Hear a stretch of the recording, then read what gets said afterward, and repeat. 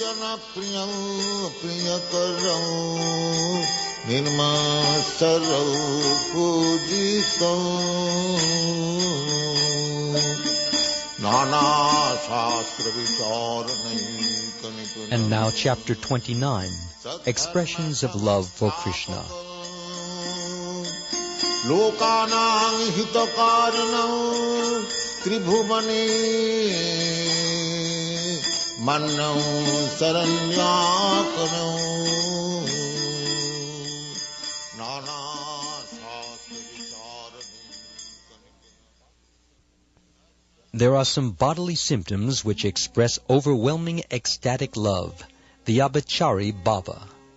They are counted at 33 as follows: disappointment, lamentation, humility, guilt, fatigue, intoxication, pride, doubt, apprehension, intense emotion, madness, forgetfulness, disease, confusion, death, laziness, inertness, bashfulness, concealment, remembrance, argumentativeness, anxiety, thoughtfulness, endurance, happiness, eagerness, violence, haughtiness, envy, impudence, dizziness, sleepiness, and alertness. Disappointment. When one is forced to act in a way which is forbidden, or to refrain from acting in a way which is proper, he becomes regretful and thinks himself dishonored. At that time, there is a sense of disappointment. In this kind of disappointment, one becomes full of anxiety, sheds tears, changes bodily color, feels humility, and breathes heavily. When Krishna, in punishing the Kalya serpent, appeared to have drowned himself in the poisonous water of the Yamuna, Nanda Maharaj addressed Yashoda Devi thus, quote, "My dear wife, Krishna has gone deep into the water, and so there is no longer any need to maintain our bodies, which are so full of sinful activities. Let us also enter into the poisonous water of the Yamuna and compensate for the sinful activities of our lives." Unquote. This is an instance of severe shock, wherein the devotee becomes greatly disappointed. When Krishna left Vrindavan, Subala, his intimate friend, decided to leave also. While leaving, Subala was contemplating that without Krishna there was no longer any pleasure to be found in Vrindavan. The analogy is given that as the bees go away from a flower that has no honey, Subala left Vrindavan when he found that there was no longer any relishable transcendental pleasure there. In Dana Keli Komudi, Srimati Radharani addresses one of her friends in this manner, quote, "My dear friend, if I cannot hear of the glorious activities of Krishna, it is better for me to become deaf. And because I am now unable to see him, it would be good for me to be a blind woman." Unquote. This is another instance of disappointment due to separation from Krishna. There is a statement in the Hari Vamsha wherein Satyabhama, one of the queens of Krishna in Dwarka, tells her husband, quote, "My dear Krishna, since I heard Narad glorifying Rukmini before you, I can understand that there is no need of any talking about myself." Unquote. This is an instance of disappointment caused by envy. Rukmini and Satyabhama were co-wives, and because Krishna was husband of both, there naturally was some feminine envy between them. So when Satyabhama heard the glories of Rukmini, she was envious of her and thus became disappointed. In the 10th canto, 51st chapter, verse 47 of the Srimad Bhagavatam, there is this statement, quote, "My dear Krishna, I cannot say that it is only other people who are implicated in material existence, because I too am much entangled with the bodily concept of life. I am always too anxious about my family, home, wife, wealth, land, and kingdom. And because I have been so maddened by this material atmosphere, I am thinking now that my life has been simply spoiled." Unquote. This statement is an instance of disappointment caused by lamentation. According to Bharat Muni, this disappointment is inauspicious. But there are other learned scholars who have accepted such disappointment as being in the mood of neutrality and as being a preservative of ecstatic love.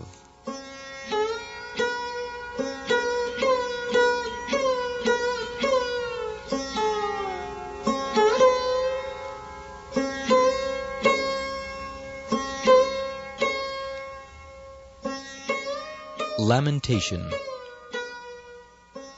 When one is unsuccessful in achieving his desired goal of life, when one finds no fulfillment in his present occupation, when one finds himself in reversed conditions, and when one feels guilt, at such a time one is said to be in a state of lamentation.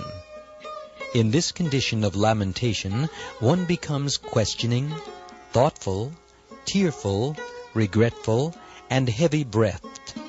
His bodily color changes, and his mouth becomes dry. One aged devotee of Krsna addressed him in this way, quote, "My dear Krsna, O killer of the demon Aga, my body is now invalid due to old age. I cannot speak very fluently. My voice is faltering. My mind is not strong, and I am often attacked by forgetfulness. But, my dear Lord, you are just like the moonlight, and my only real regret is that for want of any taste for your pleasant shining, I did not advance myself in Krishna consciousness." Unquote. This statement is an instance of lamentation due to one's being unable to achieve his desired goal. One devotee said, quote, "This night I was dreaming of collecting various flowers from the garden, and I was thinking of making a garland to offer to Krishna. But I am so unfortunate that all of a sudden my dream was over, and I could not achieve my desired goal." Unquote. This statement is an instance of lamentation resulting from non-fulfillment of one's duties. When Nanda Maharaj saw his foster son Krishna embarrassed in the sacrificial arena of Kamsa, he said, quote, "How unfortunate I am that I did not keep my son bolted within a room. Unfortunately, I have brought him to Mathura, and now I see that he is embarrassed by this giant elephant named Kuvalaya. It is as though the moon of Krishna were eclipsed by the shadow of the earth." Unquote. This is an instance of lamentation caused by reversed conditions. In the 10th canto, 14th chapter, verse 9 of the Srimad Bhagavatam, there is a statement by Brahma, quote, "My dear Lord, just see my impudence. You are the unlimited, the original personality of Godhead, the Super Soul, and you rule over the most perfect illusory energies. And just see my impudence. I wanted to supersede you by my own personal power, and I was very puffed up with this tiny power of mine. Just as a simple spark from a fire cannot do any harm to the fire, so my bewildering potency was completely unsuccessful in thwarting your superior illusory power. Therefore, I find myself to be most insignificant and think of myself as a most useless person." Unquote. This statement by Brahma is an instance of lamentation caused by committing an offense.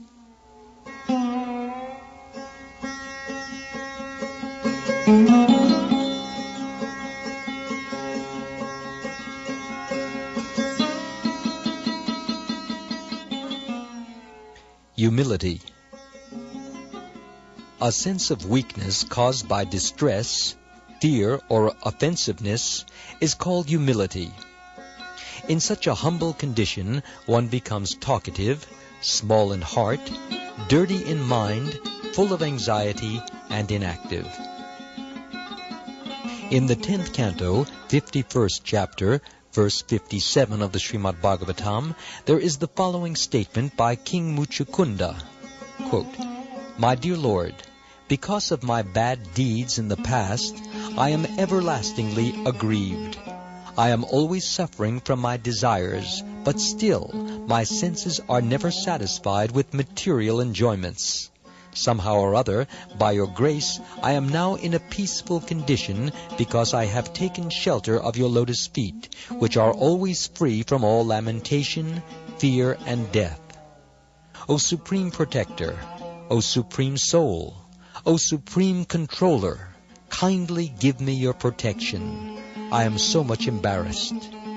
Unquote. This statement by Muchukunda is an instance of humility resulting from a severely miserable condition of material existence. When Uttara was attacked by the Brahmastra of Ashvatthama, she became afraid of losing her child, Maharaj Pariksit, who was still within the womb. She immediately surrendered to Krishna and said, quote, "My dear Lord, kindly save my child. I do not mind if I myself must be killed by the Brahmastra of Ashvatthama." Unquote. This is an instance of humility caused by fear. In the 10th canto, 14th chapter, verse 10 of the Srimad Bhagavatam, Lord Brahma says, quote, "O infallible one, I am born in the mode of passion, and therefore I have been falsely proud of being the creator of this material world. My false pride was just like dense darkness, and in this darkness I had become blind. In my blindness I was considering myself a competitor to you, the Supreme Personality of Godhead. But, my dear Lord, even though I am accepted as the creator of this universe, I am eternally your servant. Therefore, kindly always be compassionate toward me and excuse me in that way." Unquote. I am eternally your servant. Therefore, kindly always be compassionate toward me and excuse me in that way. Unquote. This statement by Brahma is another instance of humility resulting from committing an offense. Sometimes there is humility due to shyness. For example, when Krishna stole all of the garments from the gopis while they were bathing in the river, all of them begged Krishna not to commit this injustice upon them. The gopis addressed him thus, quote, "Dear Krishna, we know that you are the son of Nanda Maharaj, and that you are the most beloved of all Vrindavan, and you are very much loved by us also. But why are you giving us this trouble? Kindly return our garments. Just see how we are trembling from the severe cold." Unquote. This humility was due to their shyness from being naked before Krishna.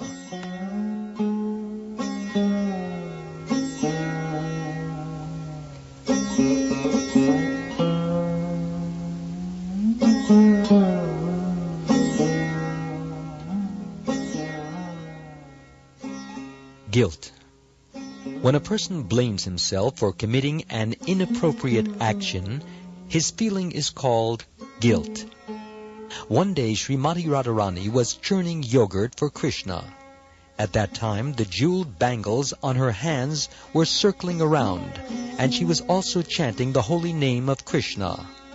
All of a sudden she thought, quote, "I am chanting the holy name of Krishna, and my superiors, my mother-in-law and my sister-in-law, may hear me." Unquote. By this thought, Radharani became over-anxious.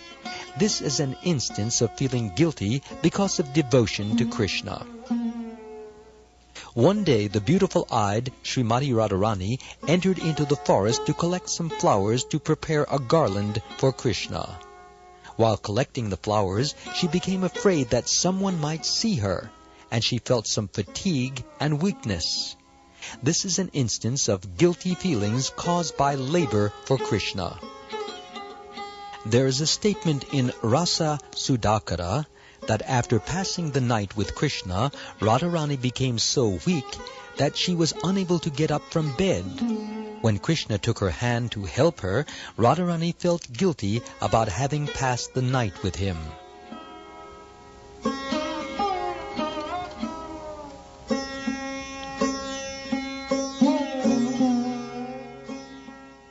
Fatigue. One feels fatigue after walking a long distance, after dancing, and after sexual activity. In this kind of fatigue, there is dizziness, perspiration, inactivity of the limbs, yawning, and very heavy breathing. One day Yashoda was chasing Krishna in the yard after he had offended her. After a while, Yashoda became very fatigued, and therefore she was perspiring, and her bunched hair became loosened. This is an instance of becoming fatigued because of working too much. Sometimes all of the cowherd friends of Krishna, along with Balaram, danced together in some ceremony. At these times, the garlands on their necks would move, and the boys would begin to perspire. Their whole bodies became wet from their ecstatic dancing. This is an instance of fatigue caused by dancing. In Srimad Bhagavatam, 10th canto, 33rd chapter, verse 20, it is said that after enjoying love affairs with Krishna by dancing, embracing, and kissing, the gopis would sometimes become very tired, and Krishna, out of his causeless mercy and compassion, would smear their faces with his lotus hands. This is an example of fatigue caused by laboring in the Ras dance.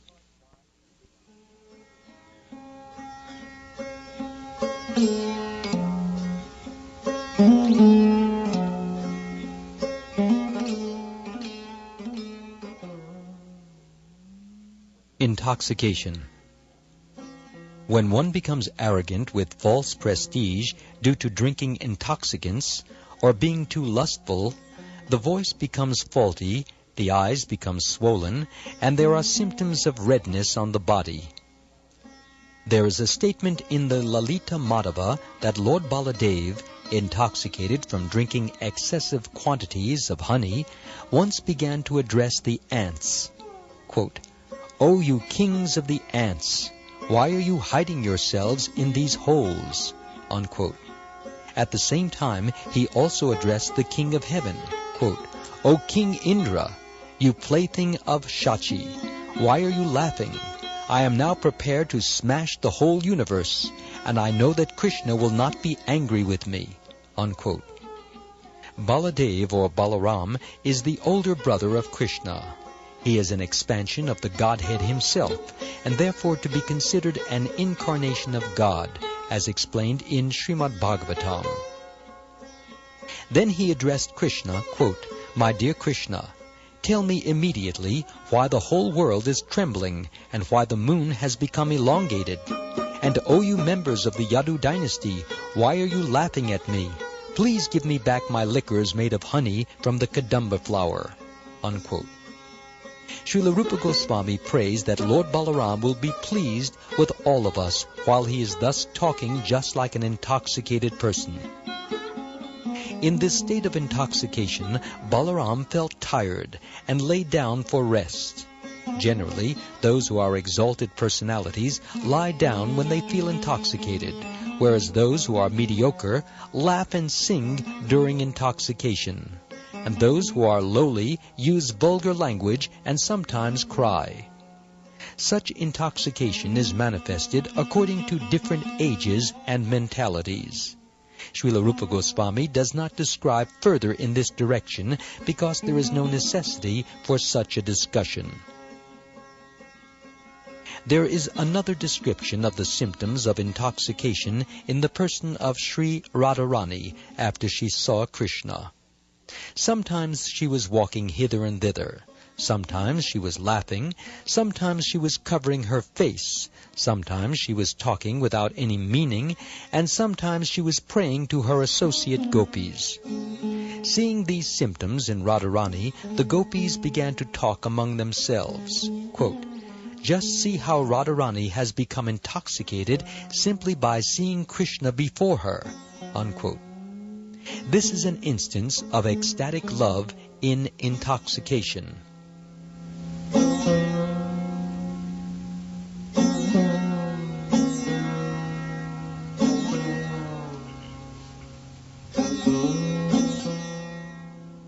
Pride.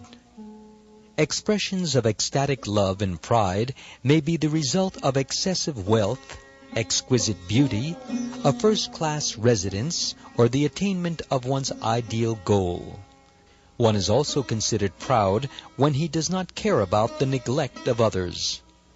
Bilvamangal Thakur said, quote, "My dear Krishna, you are leaving me, forcibly getting out of my clutches. But I shall be impressed by your strength only when you can go forcibly from the core of my heart." Unquote. This is an instance of feeling pride in ecstatic love for Krishna. Once during the Ras dance, when Radharani left the arena and Krishna went to seek her out, one of the dear friends of Radharani addressed Krishna thus, quote, "My dear Krishna, you have been very much obliging in serving the form of our Sri Radharani, and now you have left all the other gopis to search for her. Please allow me to inquire how you want her to treat you." Unquote. This is an instance of feeling pride on account of exquisite beauty. Sometimes Radharani felt pride within herself and said, quote, "Although the cowherd boys prepare nice flower garlands for Krishna, when I present my garland to him, he becomes struck with wonder and immediately accepts it and puts it on his heart." Unquote. Similarly, in the 10th canto, 2nd chapter, verse 33 of Srimad Bhagavatam, Lord Brahma says, quote, "My dear Madhusudana, persons who are pure devotees of your lordship actually feel your ecstatic friendship, and as such, they are never vanquished by enemies. They know they are always protected by you, and so they can matter-of-factly pass over the heads of their enemies without any care." Unquote. In other words, one who has taken complete shelter under the lotus feet of the Lord is always proud of being able to conquer all enemies. One weaver at Mathura addressed Krishna in this way, quote, "My dear King of Vrindavan, I have become so proud of your causeless mercy upon me that I do not even count upon the mercy of the Lord of Vaikuntha, which is sought after by many great sages in deep meditation." Unquote. In other words, although the yogis and great sages sit in meditation upon Lord Vishnu, who is residing in Vaikuntha, a devotee of Krishna is so proud that he does not consider such meditation to be very valuable. This feeling of pride is due to one's having achieved the highest goal of life, Krishna.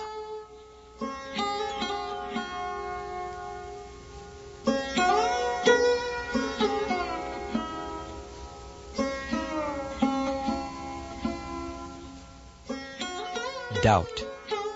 After Lord Brahma had stolen all of the calves, cows, and cowherd boys from Krishna, he was trying to go away, but all of a sudden he became doubtful about his stealing affairs and began to watch on all sides with his 8 eyes. Lord Brahma has 4 heads, and therefore he has 8 eyes. This is an instance of ecstatic love in doubt caused by stealing. Similarly, just to please Krishna, Akrura stole the Syamantaka money, a stone which can produce unlimited quantities of gold, but later on he repented his stealing. This is another instance of ecstatic love for Krishna in doubt caused by stealing. When the king of heaven, Indra, was causing torrents of rain to fall on the land of Vraja, he was advised to surrender himself at the lotus feet of Krishna. At that time, Indra's face became very dark because of doubt.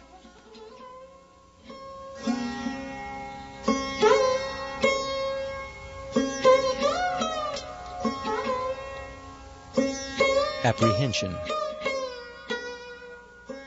When a person becomes disturbed in his heart by seeing lightning in the sky, by seeing a ferocious animal, or by hearing a tumultuous sound, his state of mind is called apprehensive. In such a state of apprehension, one tries to take shelter of something which provides safety. There may be standing of the hairs on the body, trembling of the body, and sometimes the committing of mistakes. And sometimes the body may become stunned.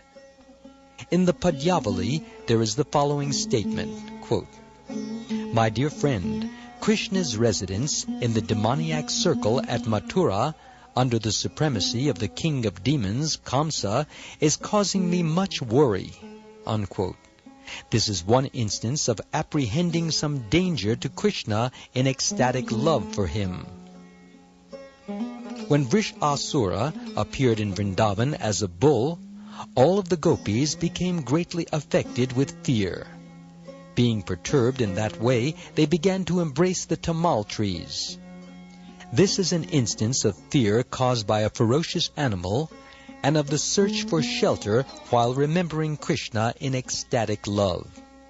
Upon hearing the jackals crying in the forest of Vrindavan, Mother Yashoda sometimes became very careful about keeping Krishna under her vigilance, fearing that Krishna might be attacked by them. This is an instance of ecstatic love for Krishna in fear caused by a tumultuous sound. This kind of fear is a little different from being actually afraid. When one is afraid of something, he can still think of past and future. But when there is this kind of ecstatic apprehension, there is no scope for such thinking.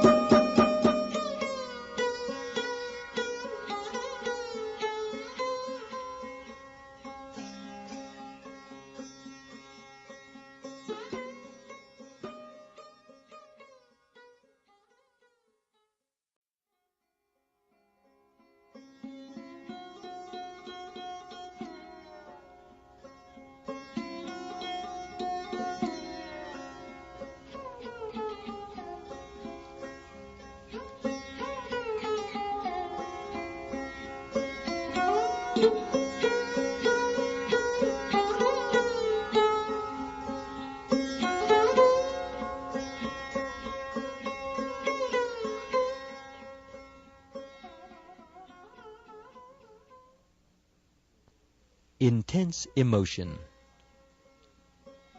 Emotion is caused by something very dear, by something very detestable, by fire, by strong wind, by strong rainfall, by some natural disturbance, by the sight of a big elephant, or by the sight of an enemy. When there is emotion caused by seeing something very dear, one can speak very swiftly and use kind words. When there is emotion caused by seeing something detestable, one cries very loudly. When there is emotion caused by seeing fire, one tries to flee. There may also be trembling of the body, closing of the eyes, and tears in the eyes. When one becomes emotional on account of a strong wind, one tries to run very swiftly and rubs his eyes. When one is emotional because of rainfall, one takes an umbrella, and there is tension in his body. When there is emotion due to a sudden disturbance, one's face becomes discolored, one becomes struck with wonder, and there is trembling of the body. If there is emotion from seeing an elephant, one may jump and show various signs of fear. Sometimes one may keep looking behind him. When there is emotion due to the presence of an enemy, one looks for a fatal weapon and tries to escape. When Krishna returned from the forest of Vrindavan, Mother Yashoda was so emotional from seeing her son that milk began to flow from her breasts. This is an instance of emotion caused by seeing a dear object. In the 10th canto, 23rd chapter, verse 18 of Srimad Bhagavatam, Shukdeva Goswami informs King Pariksit, quote, "My dear king, The wives of the Brahmins were usually very much attached to the glorification of Krishna, and they were always anxious to get an opportunity to see him. Because of this, when they heard that Krishna was nearby, they became very anxious to see him and immediately left their homes." Unquote. This is an instance of emotional activity caused by the presence of someone very dear.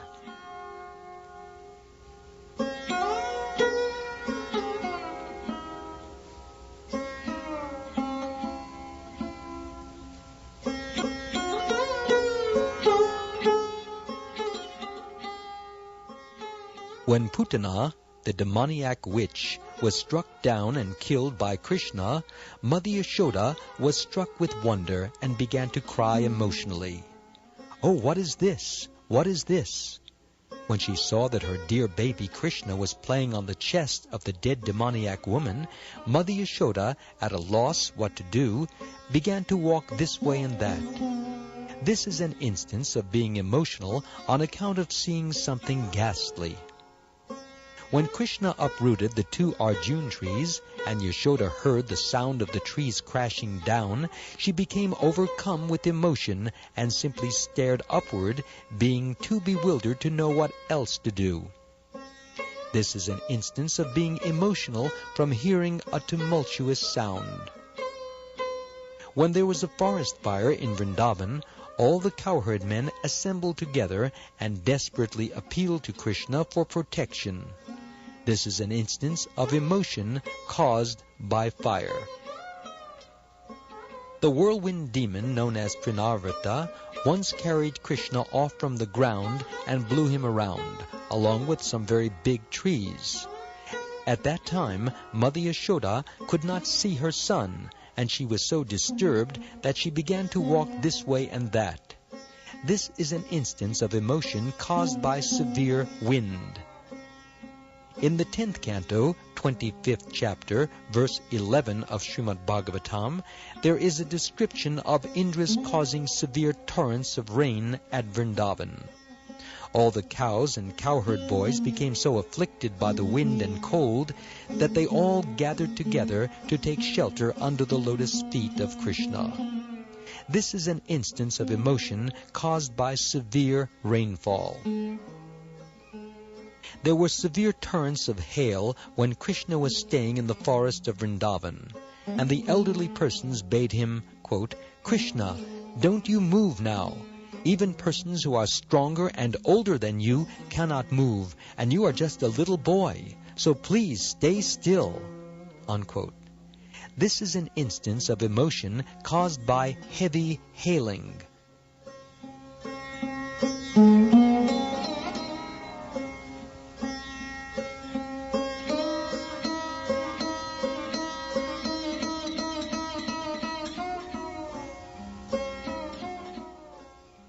When Krishna was chastising Kaliya in the poisonous water of the Yamuna, Mother Yashoda began to speak emotionally.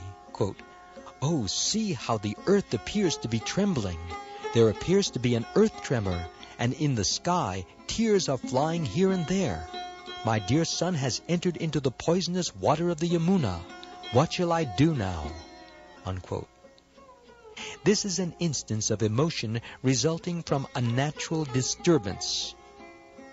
In the arena of Kamsa, when Krishna was attacked by big elephants, all of the ladies present began to address him in this way. Quote, "My dear boy, please leave this place immediately. Please leave this place immediately. Don't you see the big elephants coming to attack you? Your innocent gazing upon them is causing us too much perturbation." Unquote. Krishna then told Mother Yashoda, quote, "My dear mother, don't be perturbed by the appearance of the elephants and horses that are so forcibly coming and raising dust, causing blindness to these lotus-eyed women. Let even the Keshi demon come before me. My arms will still be adequate for victory, so please don't be perturbed." Unquote. In the Lalita Madhava, a friend tells Mother Yashoda, quote, "How wonderful it is that when the Shankachuda demon, vast and strong as a great hill, attacked your Cupid-like beautiful son, there was no one present in Vrindavan to help, and yet the demon was killed by your little son. It appears to be due to the result of severe penances and austerities in your past lives that your son was saved in this way." Unquote. In the same Lalita Madhava, there is an account of Krishna's kidnapping Rukmini at her royal marriage ceremony. At that time, all of the princes present began to converse among themselves, saying, quote, "We have our elephants, horses, chariots, bows, arrows, and swords, so why should we be afraid of Krishna? Let us attack him. He is nothing but a lusty cowherd boy. He cannot take away the princess in this way. Let us all attack him." Unquote. This is an instance of emotion caused by the presence of enemies. Srila Rupa Goswami is trying to prove by the above examples that in relationship with Krishna there is no question of impersonalism. All personal activities are there in relationship with Krishna.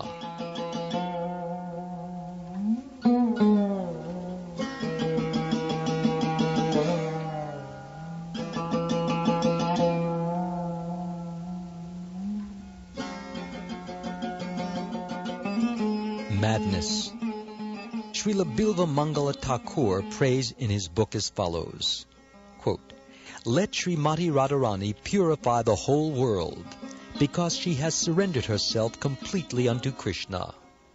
Out of her ecstatic love for him, she sometimes acted just like an adult person and attempted to churn yogurt, although there was no yogurt in the pot. And seeing this, Krishna became so enchanted by Radharani that he began to milk a bull instead of a cow." Unquote.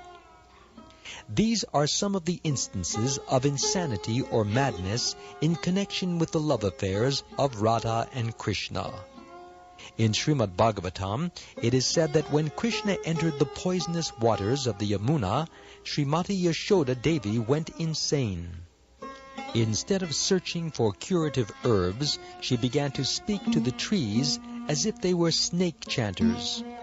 With folded hands, she began to bow down to the trees, asking them, quote, "What is the medicinal herb which can check Krishna's dying from this poisonous water?" Unquote. This is an instance of insanity caused by some great danger. How a devotee can be in a state of insanity because of ecstatic love is described in the 10th canto, 30th chapter, verse 4 of Srimad Bhagavatam, wherein the gopis were searching for Krishna in the forests of Vrindavan. The gopis were loudly singing the glories of Krishna and wandering from one forest to another in search of him. They knew that Krishna is not localized but all-pervading. He is in the sky, he is in the water, he is in the air, and he is the super-soul in everyone's heart. Thus the gopis began to inquire from all kinds of trees and plants about the Supreme Personality of Godhead. This is an instance of ecstatic madness on the part of devotees. Similarly, there are symptoms of diseases caused by ecstatic love. This condition is credited by learned scholars as being Mahabhava. This highly elevated condition is also called Divyonmada, or transcendental madness.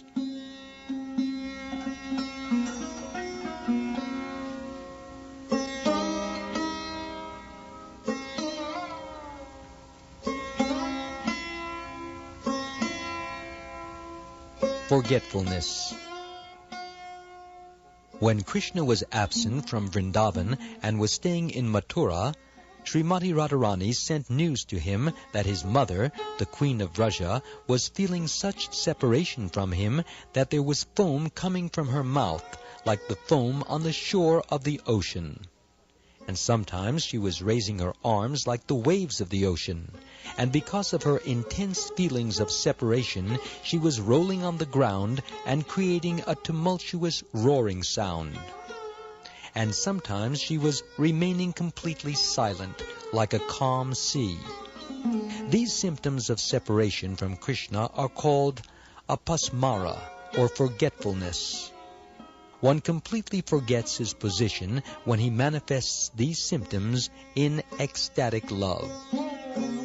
Another message was once sent to Krishna informing him that after he had killed Kamsa, one of Kamsa's demon friends had gone insane. This demon was foaming at the mouth, waving his arms and rolling on the ground. This demoniac demonstration is in relationship with Krishna in a ghastly humor. This mellow or flavor is one of the indirect relationships with Krishna. The first 5 kinds of relationships are called direct, and the other 7 are called indirect. Some way or other, the demon must have had some relationship with Krishna, because these symptoms developed when he heard that Krishna had already killed Kamsa. Srila Rupa Goswami remarks that there is also transcendental excellence in this kind of symptom.